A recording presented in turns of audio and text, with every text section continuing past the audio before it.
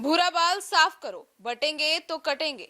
स्वर्ण बहुजन विरोध के फॉर्मूले पर फिर सियासत। जी हाँ, नमस्कार, आप देख रहे हैं सिटी पोस्ट लाइव। मैं हूँ सृष्टि राज। बिहार की राजनीति में अब बाहुबलियों का जोर दिख रहा है। एक तरफ अशोक महतो है तो दूसरी तरफ अनंत सिंह है। क्या है ये पूरा मामला, इसके ऊपर विस्तार में बातचीत करेंगे और चर्चा करेंगे। हमारे साथ उपस्थित चीफ एडिटर श्रीकांत प्रत्युष। तो सर, ये बाहुबलियों का जोर क्या है और ये नारा क्या है?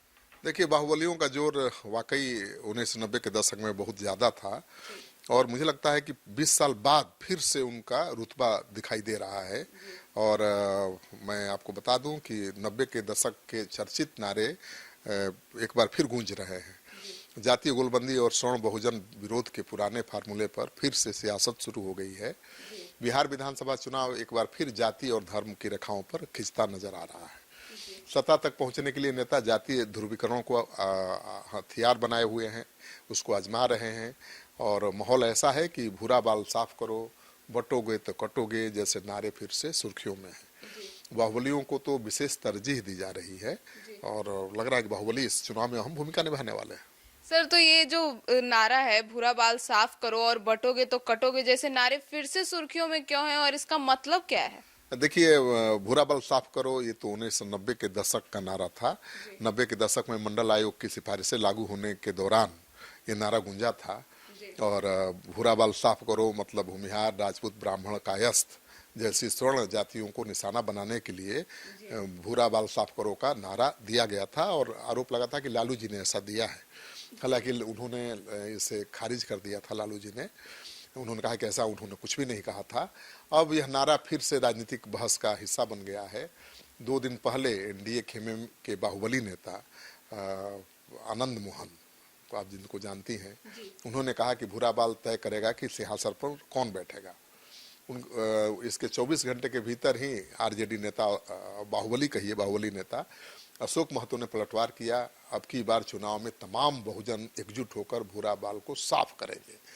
तो आनंद मोहन का मकसद तो यही था कि जो 1990 के दशक में भूरा बाल साफ करो वाला नारा जो गूंजा था और उसकी वजह से अगड़ी जाति के लोग गोलबंद हुए थे, वहीं गोलबंदी इस बार भी हो जाए।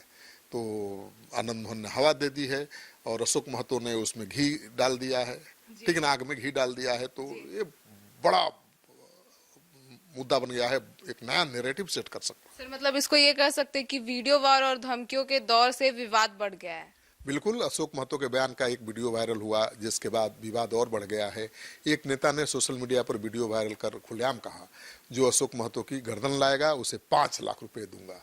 इसके जवाब में दूसरा वीडियो सामने आया जिसमें चेतावनी दी गई, 5 लाख रुपए कभी देखे हो कि भस्म हो जाओगे। बिहार सरकार में डिप्टी सीएम विजय कुमार सिन्हा ने कहा, भूरा बाल को साफ करने वाला कोई माई का लाल पैदा नहीं हुआ। यह 90 का दशक नहीं है, 2025 है। तब हम 23 सीटों तक सिमटे थे, इस बार आरजेडी पूरी तरह से साफ हो जाएगा। तो खूब आरोप प्रत्यारोप चल रहा है, भूरा बाल साफ करो, कटोगे तो बटोगे, बटोगे तो कटोगे, खूब चल रहा नारेबाजी। जी, तो मतलब सर, अगर बात करें तो राष्ट्रीय जनता दल के ही एक नेता हैं बंटू सिंह, वही अशोक महतो पर हमला करते। तो बंटू सिंह भूमिहार समाज से आते हैं, कभी अनंत सिंह के बहुत खास हुआ करते थे। अब अनंत सिंह के साथ नहीं, आरजेडी के साथ हैं। तो जब भूमिहारों को लेकर हमला बोला अशोक महतो ने, तो बंटू सिंह का भूमिहार वाला थोड़ा है ना, आ गया और उन्होंने बंटू सिंह ने भूमिहार समाज से अपने को कनेक्ट किया कि भाई हम तो भूमिहार ही है और हमारी ही पार्टी का एक बाहुबली भूमिहारों को गाली दे रहा है। तो इस मुद्दे पर अपनी जातीय पहचान का हवाला देते हुए अशोक महतो को उन्होंने याद दिलाया। भूल गए तुम्हारा बाल मुड़वाया गया था, पेट्रोल डाला गया था, कमर में रस्सा बांधा गया था, थूक चटवाई गई थी ना, जूते की माला पहनाई गई थी, फिर कह रहे हो भूरा बाल साफ करो, खखोर देंगे। तो ये स्टाइल है। तो ये चल रहा है, बाहुबलियों को मौका मिल गया है क्योंकि सत्ता पक्ष और विपक्ष दोनों बाहुबलियों का इस्तेमाल कर रहे हैं लड़ाई को अगड़ा बनाम पिछड़ा बनाने के लिए। तेजस्वी चाहते हैं लड़ाई अगड़ा बनाम पिछड़े की हो जाए, ठीक है ना। और भूरा बाल साफ करने का नारा को आगे बढ़ा दिया आनंद मोहन ने। तो बहुत नया नैरेटिव सेट होने वाला है बिहार की राजनीति में। सर तो मतलब इसको इस तरीके से बोल सकते हैं कि मतलब बिहार की राजनीति में जातीय गोलबंदी बहुत पुराना फॉर्मूला रहा है, और क्या इस बार भी ये कामयाब हो पाएगा? देखिए, कहना बड़ा मुश्किल है। पिछड़े और दलित पिछड़े वर्गों की इस गोलबंदी और इसके जवाब में बड़ी जातियों की एकजुटता बिहार की राजनीति का आजमाया हुआ फार्मूला रहा है। इस बार भी जातीय सम्मेलनों की रिकॉर्ड संख्या ने इस जमीन को और मजबूत किया है।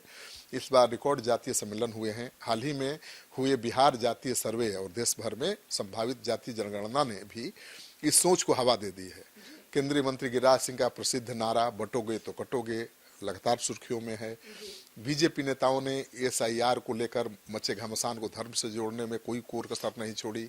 हाल ही में गिरिराज सिंह ने हिंदुओं को झटका दिया, मटन चिकन खाने की सलाह दे दी। उनका यह बयान सीधे तौर पर मुसलमानों को चिढ़ाने के लिए है, उनको निशाने पर लेने के लिए है। इस मामले को आरजेडी कांग्रेस भी चुनावी रूप में भुनाने की कोशिश में है। तो फिर से मुझे लगता है कि जातीय गोलबंदी हो सकती है। सर तो मतलब बोल सकते हैं इस बार फिर से बिहार की राजनीति से पहले अब बाहुबलियों का बोलबाला बढ़ गया है। एक बार फिर से कह सकते हैं कि बाहुबलियों की पूछ बिहार की राजनीति में बढ़ गई है। आरजेडी के अशोक महतो का प्रेम, आरजेडी का अशोक महतो प्रेम, जेडीयू का आनंद सिंह और बीजेपी का सतीश पांडे प्रेम अब तो उमड़ रहा है, आप देख ही रही हैं। ये तीनों एक जमाने में आतंक थे। बीजेपी सांसद मनन मिश्रा हैं, राज्यसभा सांसद हैं। उन्होंने परशुराम जयंती के अवसर पर कहा गोपालगंज में कि बच्चों को आईएएस, आईपीएस, डॉक्टर और इंजीनियर तो बनना चाहिए, पर घर में एक बच्चा सतीश पांडे जैसा भी होना चाहिए। सतीश पांडे मतलब आतंक का दूसरा नाम। तो ये माननीय सांसद विद्वान हैं, मतलब वो अधिवक्ता है भाई, और वो कह रहे हैं कि हर घर में एक बाहुबली सतीश पांडे भी होना चाहिए। कई मामलों के आरोपी हैं सतीश पांडे, उनके भाई पप्पू पांडे जदयू के विधायक हैं, वो भी बाहुबली हैं। इसी तरह हत्या के आरोप में जेल में बंद पूर्व सांसद प्रभुनाथ सिंह के पुत्र रणधीर सिंह ने अपने एक आयोजन में कहा, मेरे पिता समाज हित में जेल गए, वे चापलूस नहीं, समान समझौता नहीं करते। तो जो बाहुबली जेल जा रहे हैं वो कह रहे हैं कि हम तो मान सम्मान की लड़ाई लड़ते रहे हैं। किया हत्या, वसूली रंगदारी लेकिन जोड़ रहे हैं अपने जाति के मान सम्मान से अपनी लड़ाई को, अपनी पहचान को। तो सर अगर बात करें तो तेजस्वी ने हाल ही में एक यूट्यूबर के साथ मारपीट को में अति पिछड़ा बनाम स्वर्ण का राजनीति मुद्दा बना दिया था। हाँ बिल्कुल, मुझे भी आश्चर्य हो रहा है कि भाई किस हद तक जाएंगे राजनेता। अति पिछड़ा समाज के यूट्यूबर दिलीप सहनी के साथ मंत्री द्वारा जो बदसलूकी की गई थी उसके विरोध में आरजेडी पुतला फूंक रहा है मंत्री का। और आरजेडी के अति पिछड़ा प्रकोष्ठ के प्रदेश अध्यक्ष अरविंद कुमार सहनी के नेतृत्व में आरजेडी नेताओं ने प्रदेश कार्यालय के बाहर जाकर उनका पुतला फूंकाया, कर गोलमर पर प्रदर्शन किया। अरविंद ने कहा कि मंत्री पर केस दर्ज करवाने के लिए नेता प्रतिपक्ष तेजस्वी यादव को पटना से दरभंगा के सिंहवाड़ा थाना जाना पड़ा। सोचिए, तेजस्वी यादव एफआईआर करवाने के लिए खुद गए। उन्होंने कहा कि बिहार में लोकतांत्रिक अधिकारों को कुचला जा रहा है, यह दुर्भाग्यपूर्ण स्थिति है। अति पिछड़ा समाज को न्याय दिलाने के लिए हर स्तर पर हम एकजुट होकर वैसे लोगों का मुकाबला करेंगे जो सामाजिक न्याय की धारा को कमजोर कर रहे हैं। तो अब तो भाई पत्रकारों की भी जाति हो गई। पत्रकारों के विरोध में और पक्ष में राजनीतिक दल खड़े होने लगे। कहाँ जा रहा है बिहार, सोचिए। जाति का इतना बड़ा मुद्दा उठा रहे हैं। बिल्कुल, जातीय गोलबंदी के लिए नेता क्या क्या कर रहे हैं। भाई पत्रकार की कोई जाति होती है? जो जाति के आधार पर काम करता है वो पत्रकार थोड़ी ही है। पत्रकार तो पत्रकार होता है, लेकिन जब नेता भाई आपस में तो जाति जाति का खेल खेल ही रहे हैं। अब पत्रकार को भी, प्रोफेसर लेक्चरर को भी जाति के नाम पर बांटेंगे, उनके पक्ष में लड़ाई लड़ने के बहाने उनको जाति के लाइन पर बांटना चाहते हैं। ये तो दुर्भाग्यपूर्ण है। कोई भी नेता हो, चाहे बीजेपी, जेडीयू, आरजेडी, उनको ये करना चाहिए कि भाई ठीक है, अपनी राजनीति आप करिए, अपने सहूलियत के हिसाब से अपना जातीय समीकरण बनाइए, लेकिन कुछ लोगों को तो छोड़ दीजिए, जातीय डोरे में मत बांधिए।